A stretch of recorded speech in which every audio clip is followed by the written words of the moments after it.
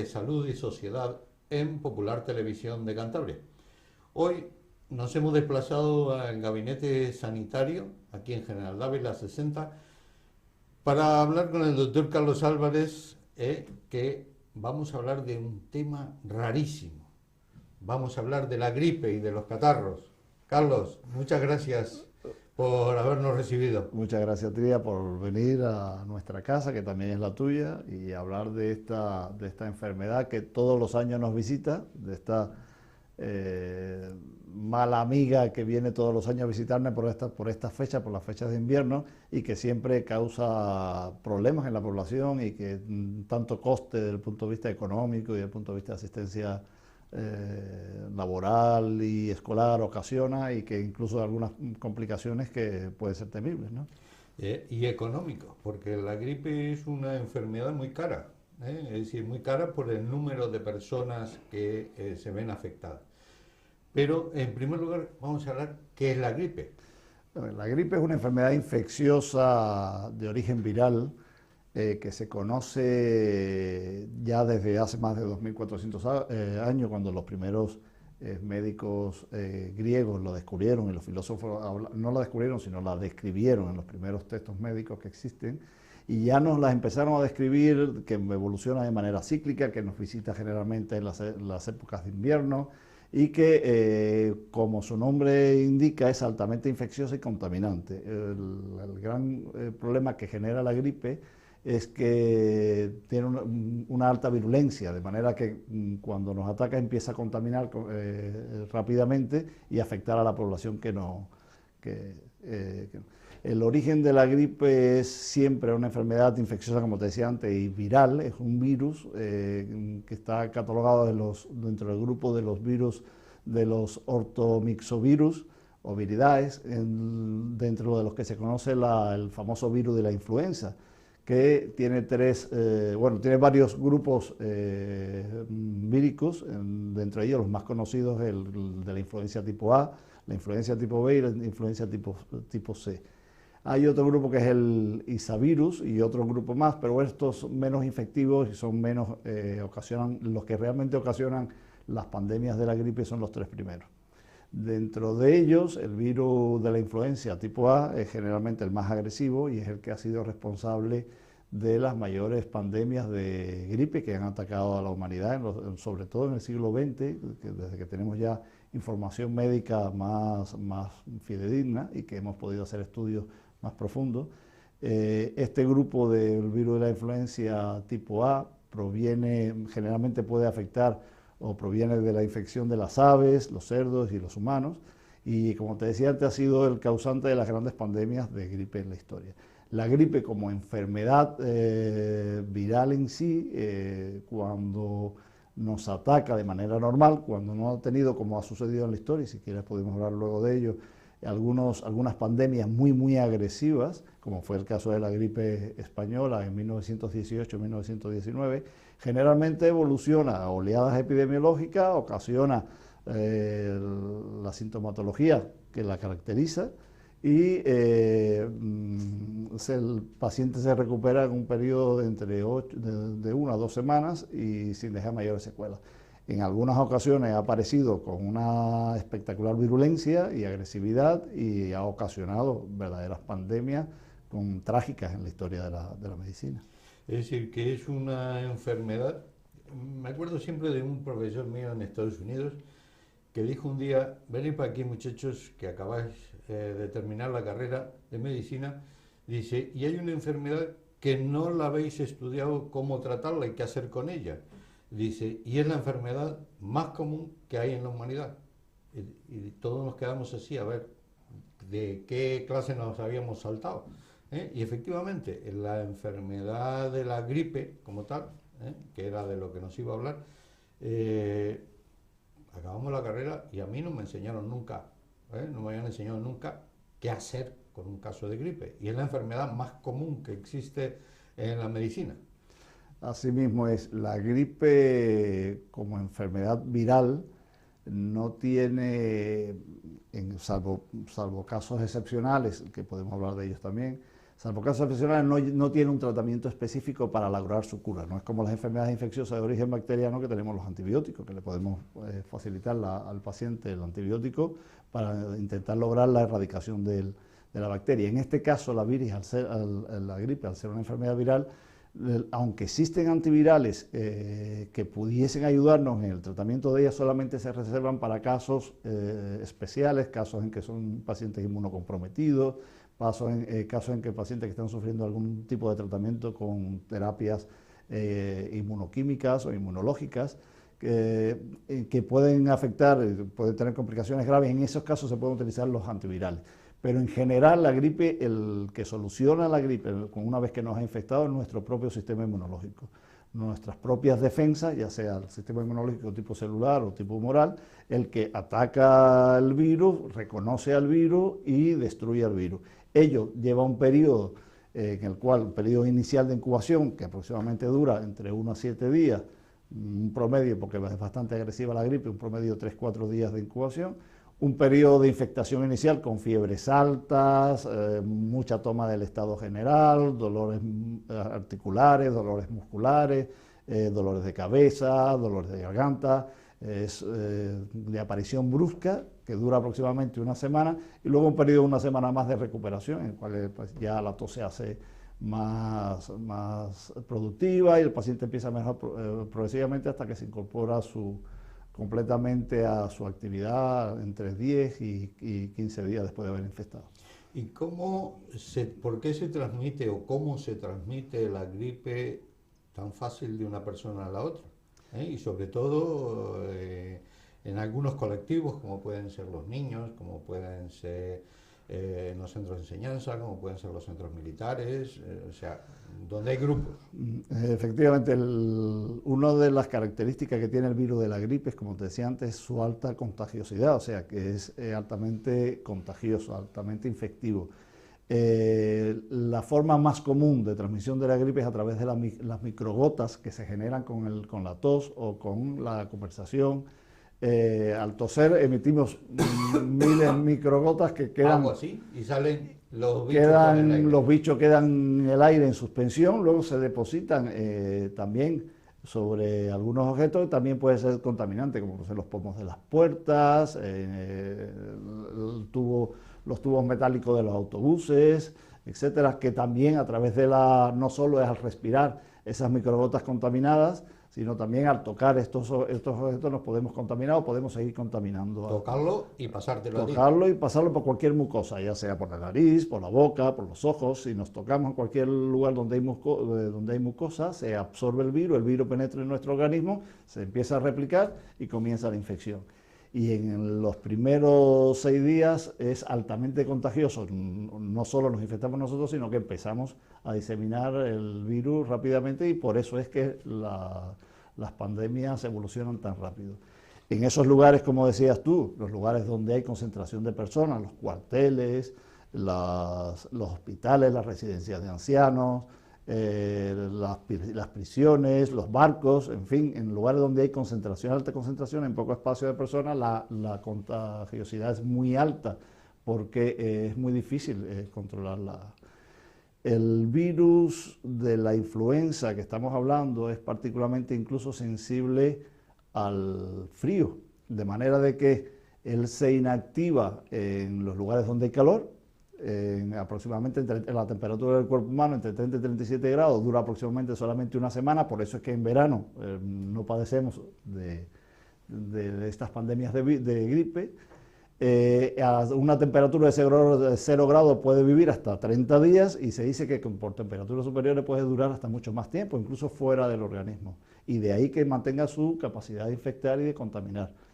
Por eso en los inviernos nos vienen a visitar todos los años y ocasionan las crisis que nos ocasionan, los problemas.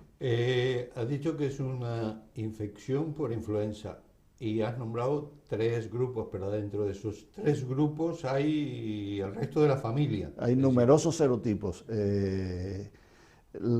Dentro de esos 3 grupos, por ejemplo, el grupo A, como te decía antes, proviene o infecta fundamentalmente a las aves, al humano y al cerdo. El grupo B es casi exclusivamente del humano, con una sola excepción, la foca. no sabemos por qué, pero el grupo de la influencia tipo B solamente nos afecta a los humanos y a las focas, suelen ser menos agresivos. Y el grupo C generalmente es fundamentalmente humano y cerdo. De esos tres grupos, como yo te decía al principio, los serotipos del grupo A, de los que se conocen, por ejemplo, numerosos serotipos, porque una de las características que tienen los virus de la gripe, que es la que a su vez la convierte en alta infecciosidad y alta contaminación y difícil de tratar, inclusive difícil de prevenir con vacunas, es por la capacidad que tienen estos virus de mutar, la capacidad que tienen estos virus de cambiar sus características de manera que engañan a nuestro sistema inmunológico y cada año tenemos que crear una serie de anticuerpos nuevos para podernos defender de él. Como yo te decía, en España existe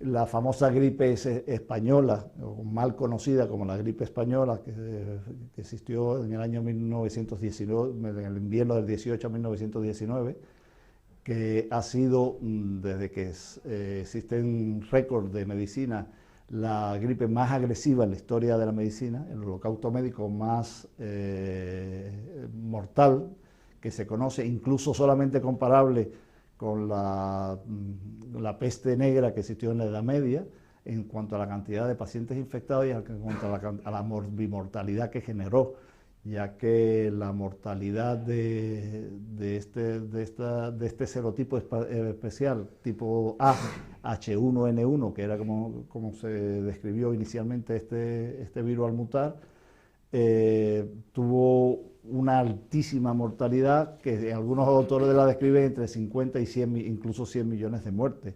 Llegó a afectar desde el Ártico hasta algunas islas del Pacífico. Y particularmente en Europa fue muy, muy agresiva y ocasionó muchísimas bajas. Se conoce generalmente como la gripe española, porque en esa época Europa estaba en la Primera Guerra Mundial y España, como no participó directamente en la guerra, era de los pocos países que publicaba los casos y que comentaba y que salía en la prensa los casos que iban apareciendo en las diferentes ciudades españolas. Sin embargo, los otros países, al ser un dato incluso estratégico desde el punto de vista militar, no publicaban los casos que tenían ni las muertes que tenían. Existen numerosas, en el siglo XX hubo 5 grandes pandemias. Esta fue causada por el serotipo H1N1, esta es la gripe española, pero hubo uno, por ejemplo, la gripe aviar recientemente, en el 2007, fue un serotipo que es el H5N1. Hubo una gran pandemia también en el 57, asiática, que era la H2N2, y en Hong Kong, con más de 47.000 muertos en el 68, que fue H3N2. Luego los serotipos del grupo B también se conocen y pueden ser particularmente agresivos dependiendo de su mutuación, y los del grupo C son más raros. ¿Qué síntomas da la gripe? Porque luego te querría preguntar para diferenciarlos de otros procesos que muchas veces en la consulta, como sabes, viene la gente y te dice, tengo gripe. Si la gripe ha dicho que tiene una infección, por lo tanto tiene fiebre, ¿no? ¿Y qué otros síntomas? Lo que caracteriza, lo que diferencia la gripe, por llamarlo de alguna manera, de otros procesos catarrales o otros procesos gripales, fundamentalmente es la aparición rápida y súbita de la fiebre. La fiebre, que generalmente es alta, 38-39 grados centígrados, incluso en algunas ocasiones mayor, y la rápida aparición de gran toma del estado general y síntomas respiratorios. En el caso de otros procesos conocidos como también catarrales o resfriado común, se diferencia en que, aunque hay sobre todo sintomatología respiratoria, no suelen tener ni esta gran toma del estado general y sobre todo estos periodos de fiebre. Sí, pues los síntomas más o menos los conocemos todos porque todos los hemos tenido. Pero luego quisiera diferenciarlo, la gripe, de otros procesos que nos viene la gente. Pero antes de eso, quiero prevenirla. No quiero tener la gripe. ¿Cómo hago? ¿Puedo hacer algo? La mejor forma o la forma que tenemos directamente para lograr una prevención de la gripe es, en primer lugar, la vacuna. La vacuna que existen en todos los países del mundo, en los países del mundo desarrollado, un centro de seguimiento y control de la gripe. Y a través de esos centros sabemos cuáles son los serotipos que están circulando, cuáles son los serotipos, ya que conocemos sus ciclos biológicos, conocemos cuáles son los serotipos que posiblemente van a circular el año siguiente, y se fabrica a través de la Organización Mundial de la Salud una vacuna, conociendo estos ciclos biológicos, de cuáles son los posibles serotipos que van a circular el año que viene en una zona determinada. Generalmente se fabrican todos los años dos tipos de vacunas, una para el hemisferio norte, que en la época de octubre a marzo está en invierno, y otra para el hemisferio sur, que sabemos que en esa misma época se encuentran en verano. Dependiendo de estos conocimientos que tenemos sobre estos serotipos virales, de los ciclos biológicos de los mismos, de la infectividad de los mismos, se fabrica una vacuna que va a intentar de alguna manera prevenir o prepararnos inmunológicamente para enfrentar la próxima infección. Ahora, una vez que ya llega la gripe y que hemos vacunado a aquellos grupos de riesgo, que si quiere hablamos después cuáles son, la mejor forma de prevenir la gripe, una vez que ya está entre nosotros, es tomar las medidas higiénico-dietéticas necesarias para evitar ser contaminantes. O sea, si sabemos que tenemos la gripe los primeros días, lo mejor es quedarnos en casa para no solo recuperarnos rápidamente, sino no seguir transmitiendo la enfermedad. Utilizar pañuelos desechables cada vez que nos recopilamos secreciones propias y los desechamos realmente, no los dejamos, evitar donde quiera que vayamos lavarnos las manos, utilizar mascarillas, en fin, intentar no convertirnos en nuevos contaminantes cada vez que cada uno de nosotros contraemos la gripe. No ir a visitar a la abuela si tenemos la gripe, vamos a dar a la abuela tranquilita y ya la iremos a visitar cuando estemos. No vamos a ir a visitar tampoco al tío que está en la residencia, no vamos a ir a visitar tampoco al pariente que tenemos en el hospital, porque cada vez que si tenemos la gripe y nos movemos donde quiera que vayamos, lo que empezamos a hacer es a contaminar y a diseminar mayor la gripe. Una vez que un paciente contrae la gripe, debe quedarse en casa los primeros días, intentando tratarla y recuperarse de los síntomas iniciales y a su vez evitando ser el mismo un nuevo factor contaminante. ¿Y a quién vacunamos? ¿A toda la gente? No, el tema de la vacuna ha sido muy controvertido últimamente, pero la vacuna está dirigida fundamentalmente a lo que nosotros llamamos los grupos de riesgo. ¿Cuáles son los grupos de riesgo? ¿Dónde encontramos la mayor mortalidad en el caso de la gripe? Pues en los pacientes mayores de 65 años, que son los más susceptibles, no solo a contraerla, sino que pueden aparecer complicaciones de ella, y luego aquellos grupos de riesgo o aquellos grupos poblacionales que tienen o bien patologías cardiovasculares o patologías respiratorias, sobre todo respiratorias crónicas, los llamados EPOC, los pacientes que están inmunocomprometidos, aquellos pacientes que están siendo sometidos a tratamientos que sus defensas disminuyen, pacientes que tienen cáncer, que tienen discrasias hemáticas, pacientes que han estado sometidos a intervenciones quirúrgicas o a enfermedades caquetizantes. Todos esos grupos deben ser vacunados. Deben ser vacunados pues, el personal sanitario para no convertirnos a su vez en nuevos contaminantes. Debemos vacunar en aquellos grupos de riesgo, bueno, las residencias, en las cárceles, donde hay grupos, en los cuarteles militares, para evitar la rápida contaminación de los mismos. ¿Y a los niños? Los niños, el otro grupo de riesgo después de las personas mayores de 65 años son los niños menores de 2 años. Pero en ellos vacunamos a los niños sobre todo los neonatos o los recién nacidos o aquellos niños que han nacido pretérmino o que también padecen enfermedades caquetizantes o que tienen algún tipo de enfermedad también, alguna discrasia sanguínea, linfomas, etcétera, que pudiesen disminuir sus defensas para enfrentarse al virus. No en todos los niños. La vacuna, en principio, en la gran mayoría es inocua porque no vemos grandes problemas, pero puede tener algún efecto secundario, alguna complicación, y a su vez, ¿hay alguien a quien no se pueda vacunar, como pueden ser los alérgicos? La vacuna se fabrica en fragmentos de virus que han sido inactivados en huevos, precisamente en huevos de gallina. Aquellos pacientes que ya se conocen, que sabemos que son alérgicos al huevo y a sus derivados, pues debe evitarse vacunar. Aquellos pacientes que ya se han vacunado otras veces y han tenido problemas de algún tipo de reacciones alérgicas, también debe evitarse ser vacunados.